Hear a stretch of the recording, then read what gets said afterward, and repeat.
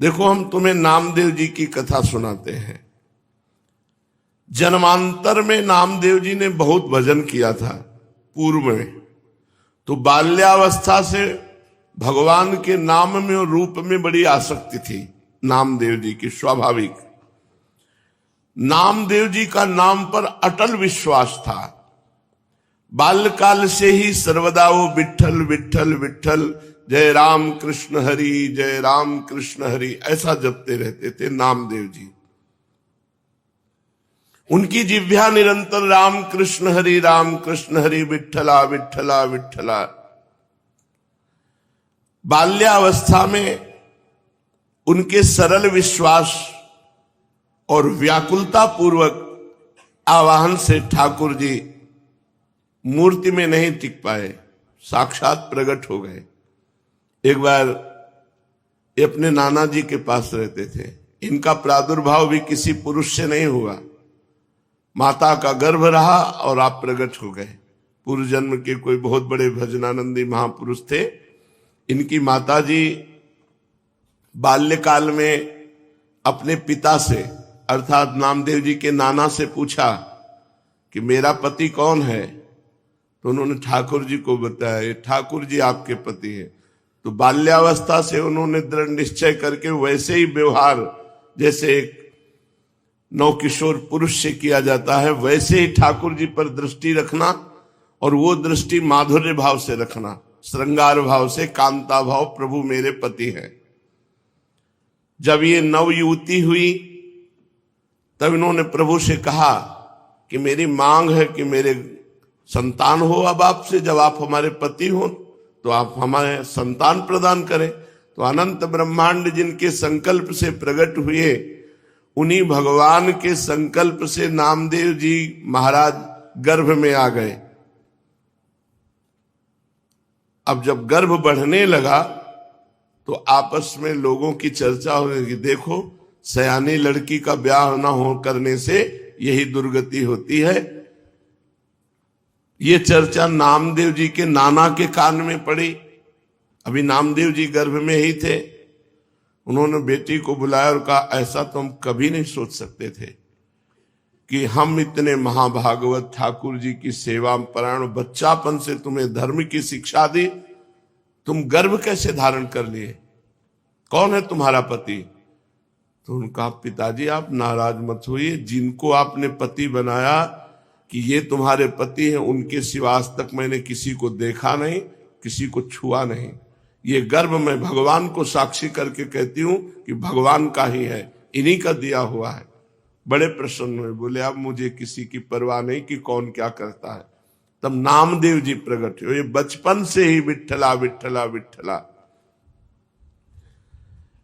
अब नामदेव जी जैसे जैसे होश में आने लगे तो नाना जी को सेवा करते देखते ठाकुर जी की, श्याम सुंदर की। उनके भी मन में आता, छोटे बच्चे थे, नाना जी मैं भोग लगाऊं, नाना जी मैं ठाकुर जी को स्नान कराऊं। तो उन्होंने कहा, जब हम किसी कार्य से बाहर जाएंगे तब तुम्हें सेवा दे देंगे, अभी तुम बहुत छोटे हो। थोड़ी देर में फिर आते, नाना जी देखो मैं बड़ा हो गया। बोले एक दिन में थोड़ी बड़ा हो जाता है, अभी थोड़ा और समय लगे। दूसरे दिन फिर, अब नाना जी बड़ा हो गया। बोले ठीक है, तुम सेवा के लायक बड़े हो गए हो, लेकिन जब हम जाएंगे कहीं तब। तीसरे दिन, नाना जी आप कब जा रहे हैं, कहीं तो जाइए आप। तो उनको ठाकुर सेवा के निमित्त से कुछ सामान लाने के लिए जाना था। तो कहा, देखो बच्चापन मत करना, हमारे ठाकुर जी भूखे ना रह जाए, उनको दूध पिलाओ, भोग सामग्री। बहुत प्यार से ठाकुर सेवा की जाती है। अरे भोग रख दिया, पर्दा लगा दिया, ऐसे नहीं हमारे यहाँ किया जाता। पर्दा भी लगा दिया तो पर्दा के अंदर आप बैठो, एक हाथ में पंखा हो और एक हाथ से ऐसे पवाते जा रहे हो। लाड़िले हैं, राजकुमार हैं, हमारे प्राण प्यारे हैं, अपने यहाँ ऐसे ही भोग लगाते हैं राधा पी जी को। एक लोग बैठो, पद सुनाओ, दूसरा पवाओ, उनको ऐसे गान बजान के से दुलार करके पाओ। कोई भूखे थोड़ी है, तुम्हारे भाव के भूखे। 45 मिनट भोग लगता है कम से कम, ऐसे पवाया जाता है। अब नाना जी गए, बहुत नाच पड़े कि आज मुझे ठाकुर सेवा मिली है। अब नामदेव जी ने जैसे नाना जी भोग पधराते थे पधराया, और इसके बाद वो पर्दा लगा के अंदर हो जाते थे, वो तो देख नहीं पाते थे, तो पर्दा लगा के आप अंदर हुए। अब भोग सामग्री में जैसे जल फेरा के जल रखना, भोग लगाना, नाना जी ने कहा भूखे ना रह जाएं, अगर ये भूखे रह गए और नाना जी से बता दिया तो कभी सेवा नहीं मिलेगी। नामदेव जी ने कहा ठाकुर जी पालो। वहां तो ठाकुर जी पा ही नहीं रहे, वो भाव से भोग लगाते थे। हम लोग सबसे बड़ी पीड़ा ये थी कि नाना जी को ठाकुर जी कह देंगे कि मैं भूखा हूं और भोग नहीं पाया तो हमें सेवा नहीं मिलेगी। नामदेव जी ने बार बार प्रार्थना की, जब नहीं पाए तो नामदेव जी ने कहा कि देखो अगर नहीं पाओगे छुरी ली, अपना गला काट देंगे, आपको पाना पड़ेगा, नहीं हमारी सेवा छूट जाएगी।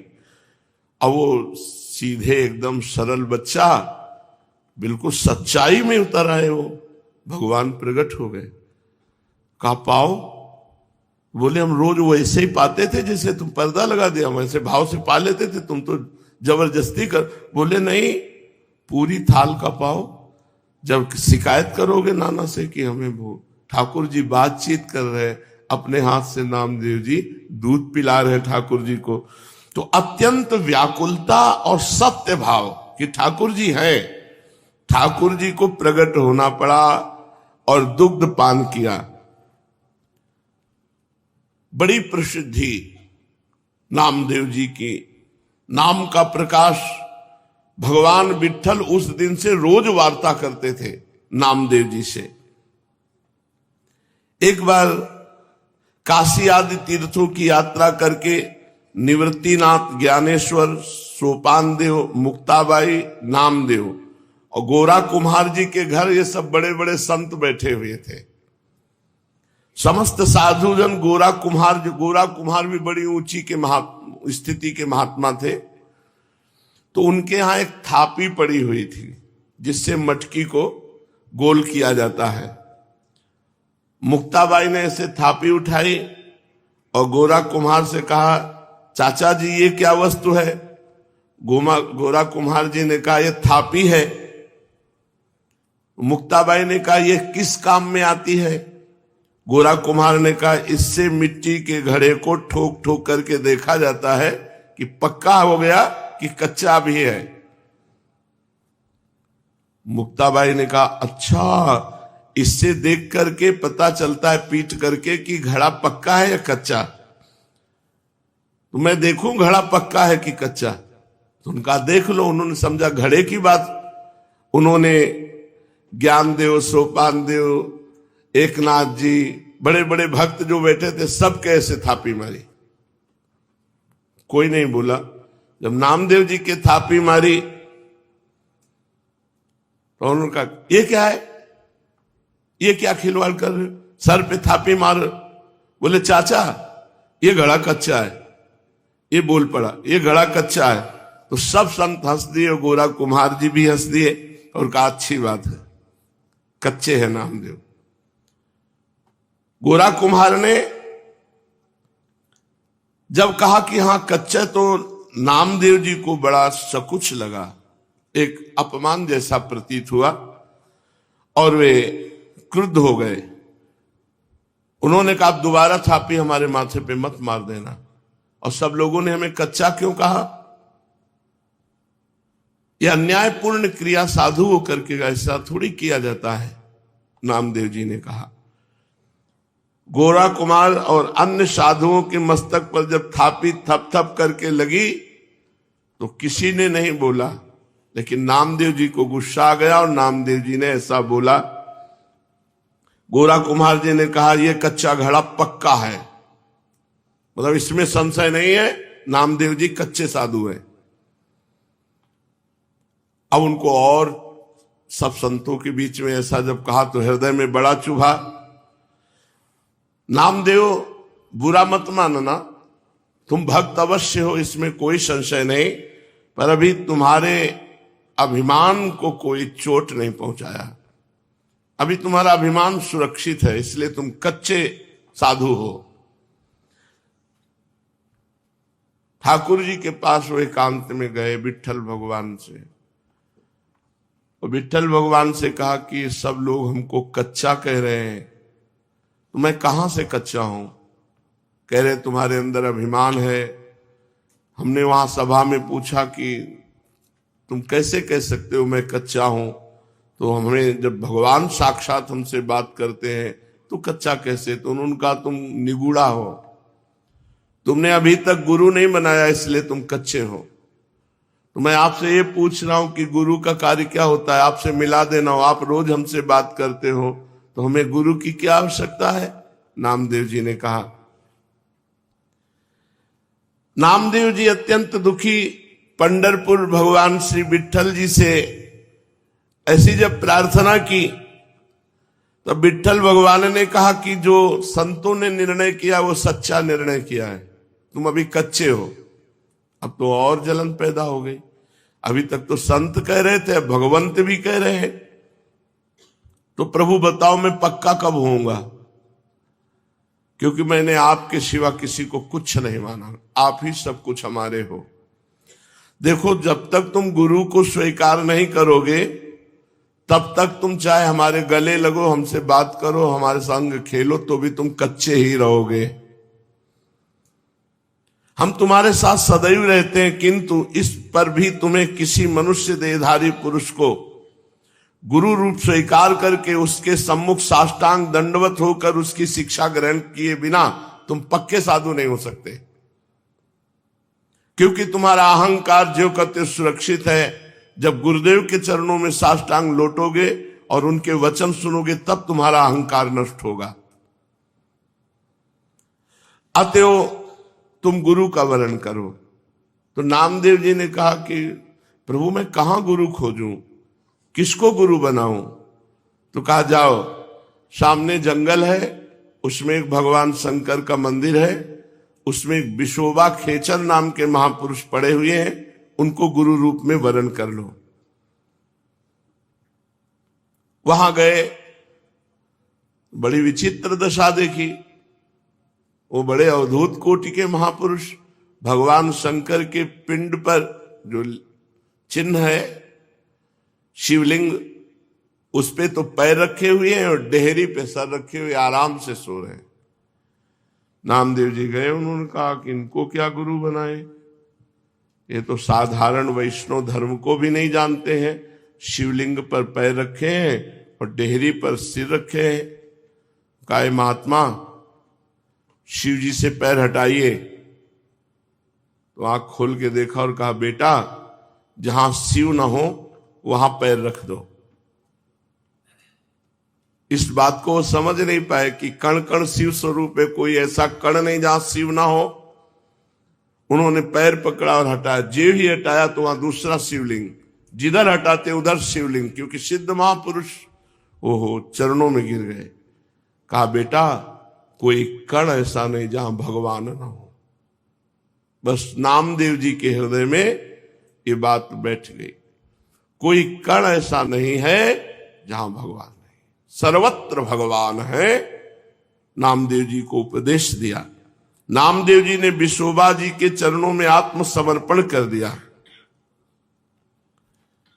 नामदेव जी विट्ठल भगवान को केवल मंदिर में ही मानते थे। एक दिन एक कुत्ता वो ठाकुर जी के लिए भोग बना रहे थे, रोटी बना के ऐसे रखी, घी गरम कर रहे थे, वो रोटी लेके भागा। गुरुदेव की बात याद आई, कोई कण ऐसा नहीं जहां श्री भगवान न हो। तो कुत्ते में भी भगवान है।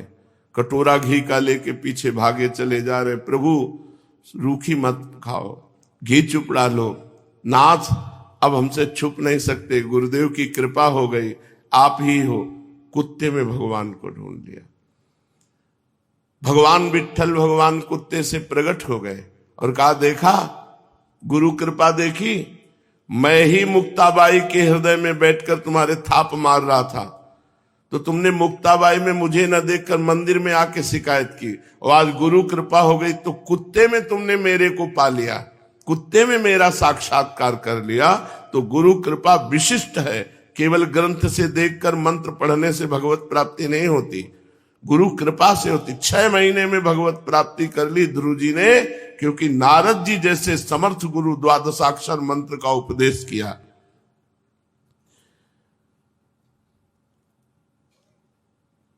पांडुरंगा के आदेश से नामदेव जी सिद्ध महापुरुष हो गए। सर्वत्र भगवान का एक बार भूत प्रकट हुआ तो उसमें कहा जय हो लंबकनाथ, बहुत लंबा चौड़ा भूत, उसमें विट्ठल भगवान को देख लिया। नामदेव जी के निरंतर अश्रु चलता रहता और गुरु प्रताप से सर्वत्र भगवान का साक्षात्कार करते। अचित चित ईश्वरहा, चेतन अचेतन सब कुछ भगवान है, ऐसा नामदेव जी को दर्शन होने लगा। व्यास, पाराशर आदि महर्षि गण ने चेतन अचेतन सब कुछ भगवत स्वरूप लिखा, भगवत स्वरूप देखा। इसलिए नित्य गुरु की आज्ञा में रहे। प्रकृति अविकृति विश्वयोनि शुभा नाना वर्णात्मिका अजा त्रिगुण सुनिलया अव्यक्ता निर्व्यापारः परार्था महदमितसु, ऐसी दिव्य माया शक्तियों का पार पाकर वो परम पद का अधिकारी होता है जो गुरुदेव के चरणों का आश्रय ले लेता है। इस प्रकार चेतन अचेतन में सर्वत्र भगवत दर्शन कराने की सामर्थ्य केवल गुरुदेव में है। केवल मंत्र जपने से नहीं होगा कि तुम किसी किताब पुस्तक ग्रंथ से मंत्र ले लो और उसी से जपो और भगवान की प्राप्ति हो जाएगी। हमको ऐसे गुरु की जरूरत है जो आकार रूप धारण करके हमारे सामने हमको उपदेश करें, हमको डांटे, हमको दुलार करें, जिससे हम माया मुक्त हो जाएं। शिष्यस्य तद्दिनम देवी कोटि सूर्य ग्रहे समहा चंद्र ग्रहण कालम ही तद्दिनम वर वर्णिनी गुरोर दर्शन मात्रेण सर्व पापै प्रमुच्यते तत्क्षणात् चला पांगी दानम कुर्याद विचक्षया। हे महादेवी, जिस दिन गुरु दर्शन लाभ हो जाए उस दिन शिष्य को करोड़ों सूर्य ग्रहण में दान देने का फल प्राप्त हो जाता है।